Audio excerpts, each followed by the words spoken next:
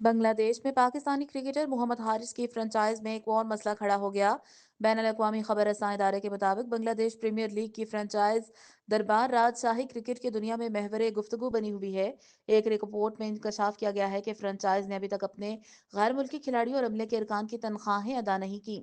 راجشاہی کے مالک شفیق رحمان نے اس سے قبل اعلان کیا تھا کہ غیر ملکی کرکٹرز کے اپنے اپنے ملک واپس جانے کے لیے ٹکٹ بک کر لیے گئے ہیں، تاہم واجبات کی منظوری میں ناکامی کی وجہ سے کئی بڑے نام ڈھاکہ کے ٹیم ہوٹل میں پھنسے ہوئے ہیں۔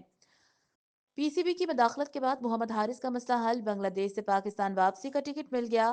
کروک بس کی ایک رپورٹ کے مطابق غیر ملکی کھلاڑیوں نے اپنی ادائیگی کے لیے ٹیم انتظامیہ سے رابطہ کرنے کی کوشش کی، لیکن کوئی جواب نہیں ملا۔ ان کھلاڑیوں میں Muhammad Haris Pakistan, Aftab Alam Afghanistan, Mark Deyal West Indies, Ryan Burl Zimbabwe اور میگویل کمنز ویسٹ انڈیز شامل ہیں، جنہوں نے اب تک ان کے واجبات کی مکمل ادائیگی نہیں کی گئی۔